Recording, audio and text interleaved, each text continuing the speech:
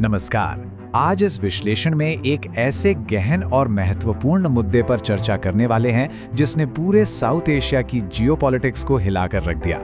हम बात कर रहे हैं ऑपरेशन सिंदूर की। ये सिर्फ एक सैन्य अभियान नहीं था। आइए इसकी सैन्य, कूटनीतिक और सामाजिक राजनीतिक कॉम्प्लेक्सिटीज को पूरी तरह से डिकोड करते हैं और समझते हैं कि आखिर जमीन पर और देशों के रिश्तों में क्या नए बदलाव आए हैं।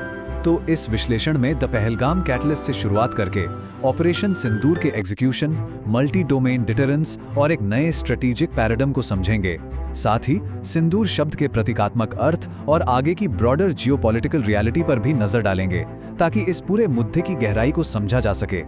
सबसे पहले बात करते हैं पहले पहलू की, यानी द पहलगाम कैटलिस्ट, एक ऐसी घटना जिसने इन सब की शुरुआत की।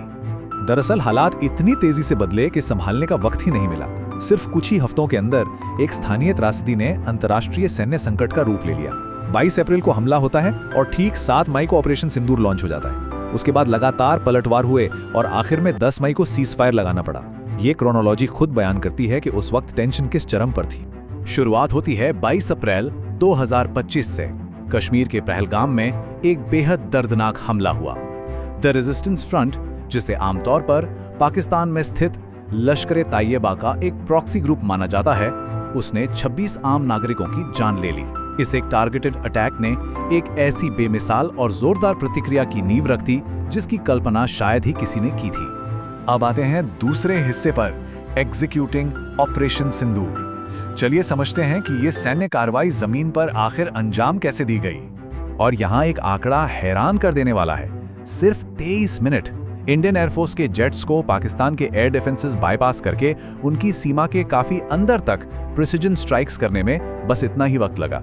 ये ऑपरेशनल स्पीड और ताकत का एक बहुत ही बड़ा उदाहरण था। ये कोई आम ऑपरेशन नहीं था, बल्कि एक highly coordinated tri service effort था। एक तरफ इंडियन आर्मी थी जिसने प्रिसिजन आर्टिलरी और लॉइटरिंग म्यूनिशंस का इस्तेमाल करके लाइन ऑफ कंट्रोल के बिल्कुल पास 7 अलग-अलग टारगेट्स को निशाना बनाया। दूसरी तरफ इंडियन एयरफोर्स ने रफाल जेट्स, स्काल्प मिसाइल्स और हैमर बॉम्ब्स के जरिए डीप इनलैंड टारगेट्स को हिट किया, जैसे बहावलपुर और मुरेट के। पहली बार इस लेवल पर अंदरूनी इलाकों को निशाना बनाया गया। तो इस सब के नतीजे क्या निकले? भारतीय आधिकारिक सूत्रों का कहना था कि 100 से 140 आतंकवादी मारे गए और 9 बड़े टेरर कैंप्स पूरी तरह तबाह हो गए। लेकिन कहानी का एक दूसरा पहलू भी है। पाकिस्तान ने दावा किया कि इन हमलों में क्रॉसफायर के चलते आम सिविलियन इलाके और मस्जिदें भी नुकसान का शिकार हुई हैं। और ठीक इसके जवाब में पाकिस्तान ने भी कड़ी प्रतिक्रिया दी और 11 भारतीय एयरबेसेस पर पलटवार किया। बढ़ते हैं तीसरे पॉइंट की तरफ, मल्टी डोमेन डिटेरेंस। क्योंकि बात यहाँ सिर्फ सैन्य ताकत या मिसाइल्स तक सीमित नहीं थी। कूटनीतिक या डिप्लोमैटिक हमला कितना जबरदस्त था, इसका अंदाजा बस इस बात से लगाया जा सकता है कि भारत ने 1960 की इंडस वाटर ट्रीटी को तुरंत प्रभाव से सस्पेंड कर दिया। इस एक अकेले फैसले का असर सीधा पाकिस्तान की 80% खेती-बाड़ी वाली जमीन और उसकी लगभग 1/4 जीडीपी पर पड़ने का खतरा पैदा हो गया। ये उनकी रिसोर्सेज पर एक बहुत बड़ी चोट थी। और ये दबाव यही नहीं रुका। भारत ने एक बेहद सख्त डबल स्क्वीज स्ट्रैटेजी अपनाई। अटारी वाघा बॉर्डर तुरंत बंद कर दिया गया, सारा बायलैटरल व्यापार रोक दिया गया, यहाँ तक कि भारत में रह रहे पाकिस्तानी नागरिकों के वीजा रद्द हो गए और कलाकारों या कल्चरल एक्सचेंजेस पर मुकम्मल पाबंदी लग गई। एक तरह से डिप्लोमेटिक आइसोलेशन और एक्सपल्शंस के जरिए ग्लोबल स्टेज पर पूरी तरह घेरने की कोशिश की गई। इस सब के बाद आते हैं चौथे हिस्से पर, अ न्यू स्ट्रेटेजिक पैराडाइम। क्यों सिक्योरिटी एनालिस्ट्स इसे एक डॉक्ट्रिनल शिफ्ट मान रहे हैं? अगर ध्यान दें तो 2016 से पहले का वक्त स्ट्रेटेजिक रिस्ट्रेंट यानी संयम का था। वो अप्रोच डिफेंसिव थी, सिर्फ बॉर्डर तक सीमित थी और न्यूक्लियर टेंशन बढ़ने के डर से रुकी रहती थी। लेकिन ऑपरेशन सिंदूर के साथ ही क्रेडिबल ऑफेंसिव डिटेरेंस का नया रूप सामने आया। अब रवैया बिल्कुल प्रोएक्टिव है, क्रॉस बॉर्डर स्ट्राइक्स हो रही हैं, इकोनॉमिक और डिप्लोमेटिक स्क्वीज इस्तेमाल किया गया है और सबसे अहम बात, आतंकवादी और उन्हें पनाह देने वाले स्टेट स्पॉन्सर्स दोनों को अब एक ही बराबर ट्रीट किया जा रहा है।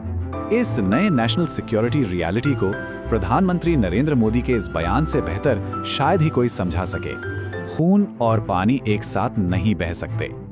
ये इस बात का बिल्कुल साफ संकेत है कि आने वाले वक्त में किसी भी आतंकी हमले को सीधे तौर पर युद्ध की तरह ट्रीट किया जाएगा और वैसा ही कूटनीतिक और सैन्य जवाब दिया जाएगा।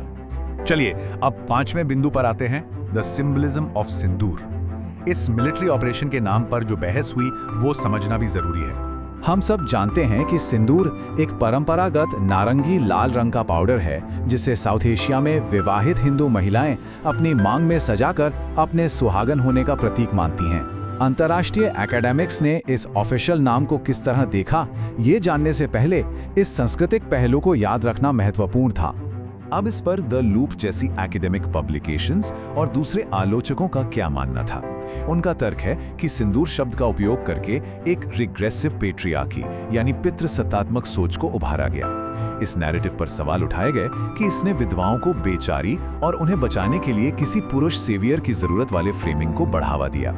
यहाँ तक कि इसकी वजह से इंटरनेट पर महिलाओं के खिलाफ जेंडर डिसइंफॉर्मेशन को भी हवा मिली। ये दिखाता है कि सिर्फ सैन्य एक्शन नहीं, उसके नामकरण का भी कितना बड़ा सामाजिक असर होता है। आखिर में बात करते हैं छठे और सबसे जरूरी हिस्से की, द ब्रॉडर जियोपॉलिटिकल रियलिटी। इस तीव्र तनाव के लॉन्ग टर्म असर क्या हो सकते हैं? हालांकि यूएस की कोशिशों के बाद 10 मई को एक सीजफायर लग गया, पर यह बेहद ही कमजोर यानी फ्रजाइल है। ह्यूमन राइट्स ग्रुप्स अब दोनों ही तरफ डेमोक्रेटिक बैकस्लाइडिंग और बढ़ती मीडिया सेंसरशिप की चेतावनी दे रहे हैं। वहीं आईसीसीटी जैसी अंतर्राष्ट्रीय थिंक टैंक्स ने साफ कहा है कि सिर्फ कठोर सैन्य ताकत का इस्तेमाल करके जमीनी सामाजिक राजनीतिक समस्याओं को पूरी तरह हल नहीं किया जा सकता।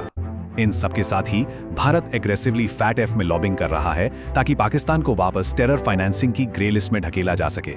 तो इन सभी तथ्यों और हलचल को देखने के बाद एक बेहद बड़ा और जरूरी सवाल खड़ा होता है, क्या ये मल्टी डोमेन डिटरेंस वाकई में इस क्षेत्र और कश्मीर में कोई लंबी स्थिरता ला पाएगा, या फिर यह सिर्फ एक अनिवार्य न्यूक्लियर शैडोड एस्केलेशन साइकिल को न्योता दे रहा है जहां परमाणु हथियारों का साया हमेशा तनाव बनाए रखेगा। ये एक ऐसा सवाल है जिसका जवाब ही आने वाले दशकों में साउथ एशिया की किस्मत और शांति तय करेगा। इस विश्लेषण में हमारे साथ जुड़ने के लिए धन्यवाद।